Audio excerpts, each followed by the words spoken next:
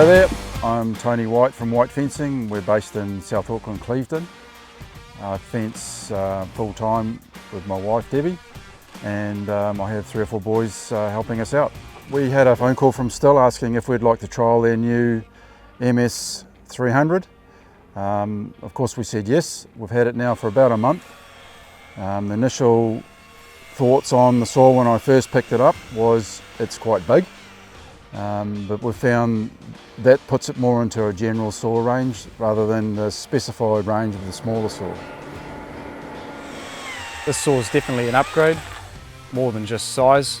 I think it's better probably for general use, just anything you need to do, shaping strainers, poles, stays, rather than just rail. It's a bit of an all-rounder really, pretty handy to have. I think what makes it so good for general purpose compared to the other saw is just the size really. Bigger, stronger motor, a bit longer bar, faster chain speed, and the power is definitely there. It's up there with 50cc chainsaws. It will keep up definitely. The saw feels very nice to use. The handles are at the correct ergonomic angle. Across the head of the saw you've got I think it's a 15-degree angle. The length of pull down the saw is great. It's not too short and compact. You feel like you've got great control over it with the longer bar, and it's so smooth. It feels slimline. Yeah, nice. New design, it's pretty bloody brilliant. Just pick it up and use it. Check battery indicators right there, information panel on it, and smooth as. Anti-vibration is pretty good. The anti-vibe that they put into the saw is really nice to use. It's very smooth, way smoother than any gas saw you're ever going to use. For all you gizmo guys out there and computer geeks, it's got a little wee LCD screen on it, so at night it shows little lights up. It's quite pretty.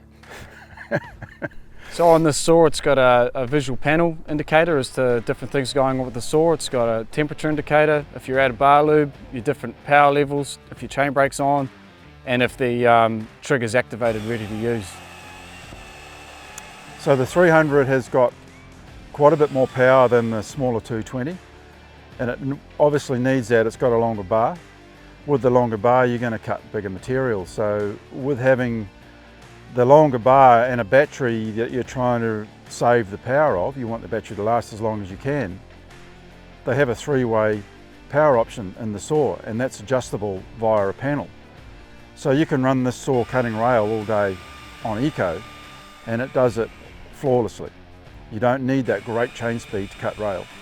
If you're cutting larger material, like shaping a stay, you want high chain speed. You get a nice clean cut. So you whack it up on 3 and do your chain work that way, but you will use more battery. The electric saws over the petrol saw for us on a day-to-day basis is really the pick up and cut method. We don't need to leave a chainsaw idling on the ground. We can just put the saw on the ground, do what we need to do, pick it up, use it and put it straight back down.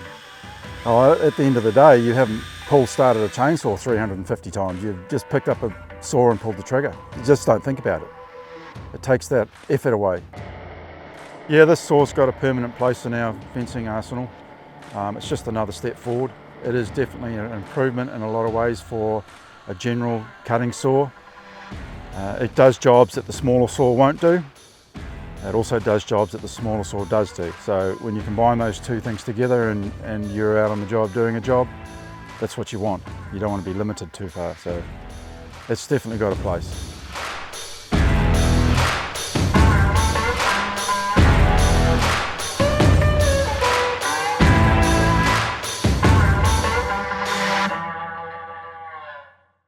Well, it doesn't rattle around, does it? Well, I keep repeating myself, but it's smooth as. It just doesn't move. Testing 1, 2, 3.